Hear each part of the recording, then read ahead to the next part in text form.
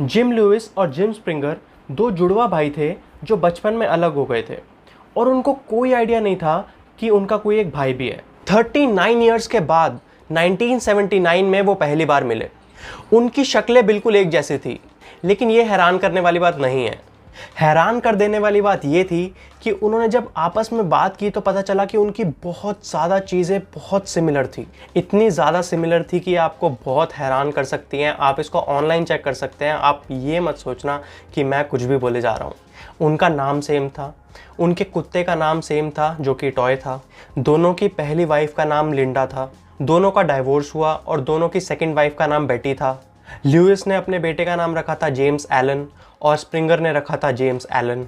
दोनों अपने nails bite करते रहते थे और सोते टाइम रिलैक्स फील नहीं करते थे। दोनों को माइग्रेन हेडेक और हाई बीपी रहता था। सालों तक उन्होंने सेम फ्लोरिडा बीच पे अपने हॉलीडे स्पेंड किए। दोनों का प्रोफेशन सेम था। दोनों की फेवरेट बियर सेम थी, मिलर लाइट। उनकी फेवरेट सिगरेट सेम थी, सलेम सिगरेट्स। दोनों को स्टॉक कार रेसिंग पसंद थी, बेसबॉल से नफरत थी। दोनों अपनी वाइफ्स के लिए नोट्स लिखते रहते थे। और इस लिस्ट का लास्ट, दोनों के बैकयार्ड में एक ट्री था जिसके अराउंड उन्होंने बेंचेस बना रखे थे। यूनिवर्सिटी ऑफ मिनेसोटा ने उन्हें स्टडी किया और पता चला कि उनकी habits, facial expressions, brain waves, heart beats और हैंडराइटिंग नियरली आइडेंटिकल थे। उनके इंटेलिजेंस और पर्सनैलिटी ट्रेट्स भी बहुत ही सिमिलर थे। तो अब क्या रीज़न हो सकता है इनके इतने सिमिलर होने का? इनका एनवायरनमेंट तो बिल्कुल अलग था, लेकिन इनमें कॉमन थे इनके आइडेंटिकल जीन्स। हो सकता है कि ये कोइंसिडेंस हो, क्योंकि अभी तो हम जीन्स रीड नहीं कर सकते, बट ऐसे और आइडेंटिकल ट्विन्स जो बचपन में अलग हो गए थे वो भी इनकी तरह बहुत ही सिमिलर थे।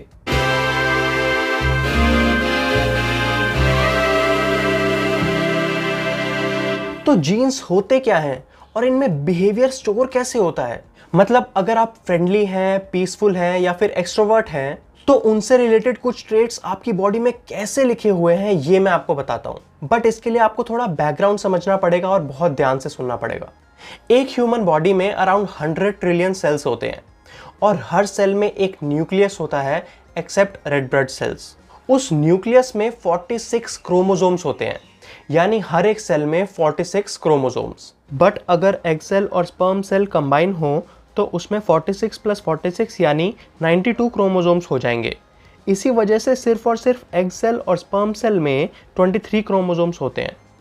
ये दो सेल फीमेल बॉडी में कंबाइन होते हैं और 46 क्रोमोसोम्स का एक सेल बनता है। उस सेल में ह्यूमन बॉडी के हर एक सेल की सारी इंफॉर्मेशन होती है। क्रोमोसोम्स में होते हैं जीन्स और जीन्स बनते हैं डीएनए मॉलिक्यूल्स से। इन डीएनए मॉलिक्यूल्स में इंस्ट्रक्शंस होते हैं प्रोटीन बनाने के। Proteins which are the building blocks of life, right? एक बार फिर से, सेल में न्यूक्लियस, न्यूक्लियस में क्रोमोसोम्स, क्रोमोसोम्स में जीन्स, जीन्स बनते हैं डीएनए मॉलिक्यूल्स से और उन मॉलिक्यूल्स में होते हैं इंस्ट्रक्शंस प्रोटीन बनाने के। प्रोटीन्स एमिनो एसिड्स होते हैं जो कार्बन एटम से बनते हैं, लेकिन इसको समझेंगे तो हम केमिस्ट्री में चले जाएंगे, इसलिए हम मान के चलते हैं अभी के लिए कि प्रोटीन हमारा सबसे छोटा यूनिट है। डीएनए में जो इंस्ट्रक्शंस हैं हमारे हर एक फीचर और फंक्शन के, वो हम कुछ हद तक समझ भी सकते हैं। एसेंशियली ये एक लैंग्वेज है जिससे नेचर या फिर गॉड ने हमारे फीचर्स और फंक्शंस डिफाइन किए हैं, और ये 99.9% सेम होते हैं हर एक ह्यूमन में। इसको हम जेनेटिक कोड बोलते हैं। जेनेटिक कोड वो लैंग्वेज है जिसमें हेरिडिटी की सारी इंफॉर्मेशन स्टोर्ड है। ये लैंग्वेज बनी है सिर्फ और सिर्फ 4 लेटर्स से, ATGC। मतलब डीएनए मॉलिक्यूल्स में ऐसा लिखा तो नहीं हुआ जिससे हम समझ ले कि इसका मतलब है ब्राउन आइज, लेकिन उसकी जगह 4 केमिकल बेसिस, अडेनिन, थाइमिन, ग्वानिन और साइटोसिन, पर्टिकुलर कॉम्बिनेशंस में हमारे डीएनए मॉलिक्यूल्स में प्रेजेंट है। और ये होता ऐसे है कि अडेनिन और थाइमिन हमेशा साथ होते हैं और ग्वानिन और साइटोसिन हमेशा साथ। इसको हम बेस पेयर बोलते हैं। मतलब 4 पॉसिबिलिटीज हैं बेस पेयर्स की, AT, TA, GC और CG। और इन्हीं बेस पेयर्स का स्पेसिफिक ऑर्डर या सीक्वेंस डिसाइड करता है हमारे ट्रेट्स या बिहेवियर। आपको मैं एक एग्जांपल के थ्रू समझाता हूं जिससे आपको और क्लैरिटी होगी। मान लो ये एक आई बॉल का कलर जीन है। इसमें जो कॉइल्ड और लूप्ड स्ट्रैंड्स हैं जो ग्रीन कलर से रिप्रेजेंटेड हैं, उनको हम बोलते हैं क्रोमैटिन, जिनका ट्रेट डिसाइड करने में कोई रोल नहीं है। ये बस डीएनए मॉलिक्यूल्स से बने बेस पेयर्स को कॉम्पैक्टली पैक करने में हेल्प करते हैं और ये जो छोटी हॉरिजॉन्टल लाइंस इनको कनेक्ट कर रही हैं, यही बनी है बेस पेयर्स से। हर हॉरिजॉन्टल लाइन 2 बेसिस से बनी है, AT या फिर GC। एक average gene 3000 ATGC base pair जितना लंबा होता है। एग्जाम्पल के तौर पे अगर हम इस जीन के इंस्ट्रक्शन को एक सीक्वेंस में लिखें तो ये ऑर्डर है, और मान लो कि ये डिनोट करता है एक पर्टिकुलर शेड ऑफ ब्राउन को, तो उससे चांसेस है कि उस पर्सन की आइज ब्राउन होंगी। मैं चांसेस इसलिए बोल रहा हूं क्योंकि जीन डोमिनेंट या फिर रिसेसिव भी होता है। मान लो मेल से जो आई कलर का जीन आया वो ब्लू और रिसेसिव है, और फीमेल से जो आई कलर का जीन आया वो ब्राउन और डोमिनेंट है। तो डोमिनेंट जीन वाला कलर ही बच्चे की आइज का होगा। आई होप आप समझ रहे हैं कि जैसे इंग्लिश लैंग्वेज में कम्युनिकेट करने के लिए हम ABCD लेटर्स का यूज करते हैं, वैसे ही नेचर 4 बेसिस के कॉम्बिनेशंस को यूज करके हमारे ट्रेट्स एक्सप्रेस करता है। हम हॉरिजॉन्टली उसको लिखते हैं, लेकिन इसमें कॉइल्ड स्टेयर्स में बेस पेयर्स का यूज करके कॉम्बिनेशन बनाया गया है। यहाँ हम जीनोटाइप और फिनोटाइप भी समझ सकते हैं। इस केस में बच्चे की आई कलर का जीनोटाइप है ब्राउन प्लस ब्लू, लेकिन फिनोटाइप है ब्राउन।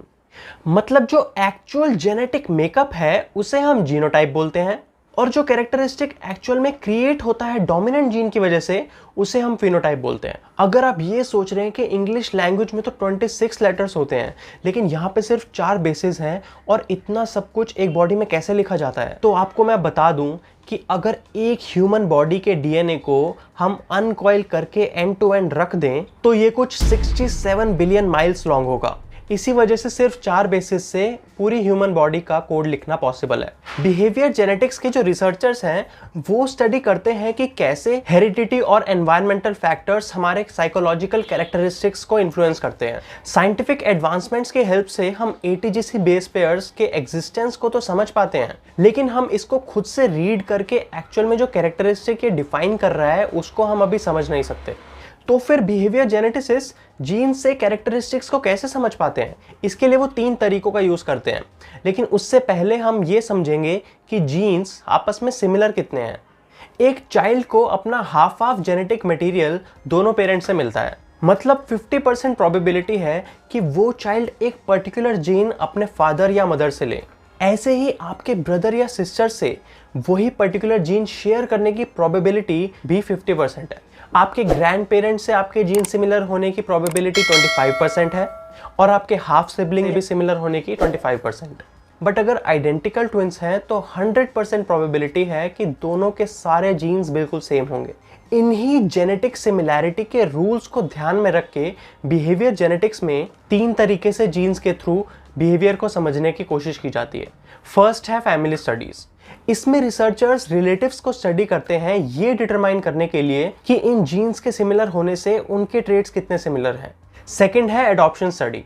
इसमें जो लोग बचपन में अडॉप्ट किए गए थे उनके बिहेवियर को कंपेयर किया जाता है उनके बायोलॉजिकल पेरेंट्स से जिनसे वो अपने जीन्स शेयर करते हैं, और एडॉप्टिव पेरेंट्स से जिनसे वो जीन्स शेयर नहीं करते। तो अगर किसी पर्टिकुलर ट्रेट में वो पर्सन अपने बायोलॉजिकल पेरेंट्स से ज्यादा सिमिलर होता है, then that is attributed to genetic influence. और अगर एडॉप्टिव पेरेंट्स से ज्यादा सिमिलर होते हैं तो एनवायरमेंटल फैक्टर्स को उस ट्रेट के लिए ज्यादा रिस्पॉन्सिबल माना जाता है। और थर्ड है ट्विन स्टडीज। ट्विंस 2 तरह के होते हैं, आइडेंटिकल ट्विंस जो 100% जीन्स शेयर करते हैं क्योंकि वो सेम फर्टिलाइज्ड एग से बने होते हैं, और फ्रेटर्नल ट्विंस जो 50% जीन्स शेयर करते हैं just like any other brother और सिस्टर। और ऐसा इसलिए क्योंकि ये अलग अलग एग के फर्टिलाइजेशन से होते हैं।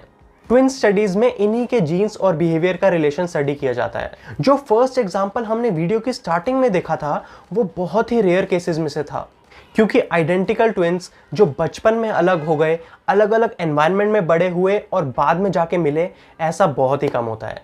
ऐसा केस साइंस के लिए हेल्पफुल तो बहुत है, लेकिन रियल लाइफ में इसको एक्सपेरिमेंटेशन के लिए इंप्लीमेंट करना एक वायबल ऑप्शन नहीं है। एडॉप्शन और ट्विन स्टडीज की हेल्प से रिसर्चर्स हेरिटेबिलिटी कोफिशिएंट डिटरमाइन करते हैं। आप कुछ ट्रेट्स का हेरिटेबिलिटी कोफिशिएंट अपनी स्क्रीन पर देख सकते हैं। एंटी सोशल बिहेवियर का एग्जांपल लें तो इसका मतलब ग्रुप्स में एंटी सोशल बिहेवियर का 41% वेरिएशन जीन्स की वजह से होता है, या फिर ग्रुप्स में स्मोकिंग का 52% वेरिएशन जीन्स की वजह से होता है। मतलब ये कोफिशिएंट किसी पर्टिकुलर पर्सन में जीन या एनवायरनमेंट का कंट्रीब्यूशन नहीं बता पाता, बट एक ग्रुप सैंपल में कितना % रोल जीन और एनवायरनमेंट का रहता है वो बताता है। इसके अकॉर्डिंग रिलीजियस एटीट्यूड्स में जीन्स का कोई रोल नहीं होता। नेक्स्ट वीडियो में हमारा एम्फेसिस एनवायरनमेंट पर रहेगा। तब तक के लिए goodbye, thanks for watching and never forget to take others perspective.